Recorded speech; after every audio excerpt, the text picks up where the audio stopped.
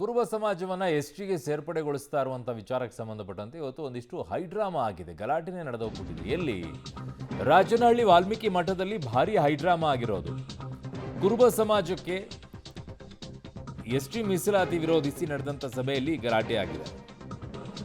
ವಾಲ್ಮೀಕಿ ಮಠದ ಪ್ರಸನ್ನಾನಂದಪುರಿ ಸ್ವಾಮೀಜಿ ಎದುರೇ ಈ ಗಲಾಟೆ ನಡೆದಿರೋದು. ಕಾಂಗ್ರೆಸ್ನ ಸಂಸದ ತುಕಾರಾಂ ಹಾಗೂ ಬಂಗಾರು ಹನುಮಂತು ನಡುವೆ ಈ ವಾಗ್ವಾದ ನಡೆದಿರೋದು.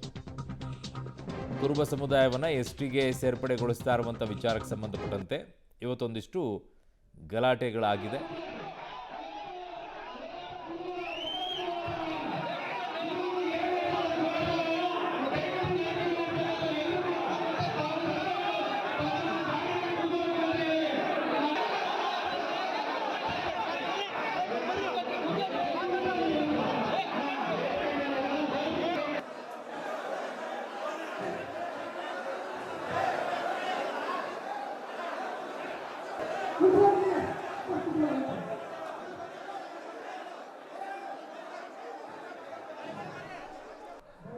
ವಾಲ್ಮೀಕಿ ಸಮುದಾಯದಲ್ಲಿ ಎಸ್ಟಿ ಒಳಗಡೆಗೆ ಈಗ ಕುರುಬರನ್ನ ಸೇರಿಕೊಂಡ್ರೆ ನಮ್ಮ ಮೀಸಲಾತಿ ಎಲ್ಲ ಮತ್ತೆ ಒಂದಿಷ್ಟು ಸಮಸ್ಯೆ ಆಗುತ್ತೆ ಅನ್ನೋ ಕಾರಣಕ್ಕೋಸ್ಕರ ವಾಲ್ಮೀಕಿಯವರು ವಿರೋಧವನ್ನು ವ್ಯಕ್ತಪಡಿಸ್ತಾ ಇರುವಂಥದ್ದು.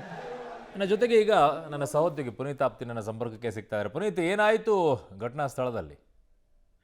ಖಂಡಿತವಾಗ್ಲೂ ನಾನು ದಾವಣಗೆರೆಯ ಹರಿಹರದ ವಾಲ್ಮೀಕಿ ಗುರುಪೀಠದಲ್ಲಿ ರಾಜ್ಯ ಸರ್ಕಾರ ಕುರುಬರನ್ನು ಎಸ್ಟಿಗೆ ಸೇರಿಸಲು ಸಭೆ ಕೂಡ ಮಾಡ್ತಾ ಇರುವಂತಹ ನೆಲೆಯಲ್ಲಿ ದಾವಣಗೆರೆಯ ವಾಲ್ಮೀಕಿ ಗುರುಪೀಠದಲ್ಲೂ ಕೂಡ ಒಂದು ಸಭೆಯನ್ನು ಕೂಡ ಮಾಡಿರುವಂತದ್ದು. ಯಾಕಂತ ಹೇಳಿದ್ರೆ ವಾಲ್ಮೀಕಿ ಅದರಲ್ಲೂ ಎಸ್ಟಿ ಸಮುದಾಯಕ್ಕೆ ಕುರುಬರನ್ನೇನಾದ್ರು ಸೇರಿಸಿದ್ರೆ ನಮ್ಮ ವಾಲ್ಮೀಕಿ ಸಮಾಜ ಆಗಿರ್ಬೋದು ಮತ್ತೆ ಎಸ್ಟಿಗೆ ಸೇರುವಂತಹ ಎಲ್ಲಾ ಜಾತಿಯವರು ಕೂಡ ಸಾಕಷ್ಟು ಅನ್ಯಾಯ ಆಗುತ್ತೆ ಅನ್ನುವಂತ ನಿಟ್ಟಿನಲ್ಲಿ ವಾಲ್ಮೀಕಿ ಪ್ರಸನ್ನಾನಂದಪುರಿ ಸ್ವಾಮೀಜಿ ಅವರ ನೇತೃತ್ವದ ಸಭೆ ನಡೀತಾ ಈ ಸಭೆಯಲ್ಲಿ ಸಾಕಷ್ಟು ಹೈಡ್ರಾಮಾ ಕೂಡ ನಡೆದಿರುವಂತದ್ದು. ಯಾಕಂತ ಹೇಳಿದ್ರೆ ಸಂಸದ ತುಕಾರಾಂ ಆಗಿರ್ಬೋದು ಮತ್ತೆ ಎಸ್ಟಿ ರಾಜ್ಯಾಧ್ಯಕ್ಷರಾದಂತಹ ಬಂಗಾರು ಹನುಮಂತ್ ಅವರು ಕೂಡ ಈ ವೇದಿಕೆಯಲ್ಲಿ ಆಗಮಿಸಿದ್ರು. ಆ ಸಂದರ್ಭದಲ್ಲಿ ಬಂಗಾರು ಹನುಮಂತ್ ಅವರು ಮಾತನಾಡುವ ಸಂದರ್ಭದಲ್ಲಿ ಕಾಂಗ್ರೆಸ್ ವಿರುದ್ಧವಾಗಿ ಸಾಕಷ್ಟು ಒಂದು ಟೀಕೆಯನ್ನು ಕೂಡ ಮಾಡಿದ್ರು.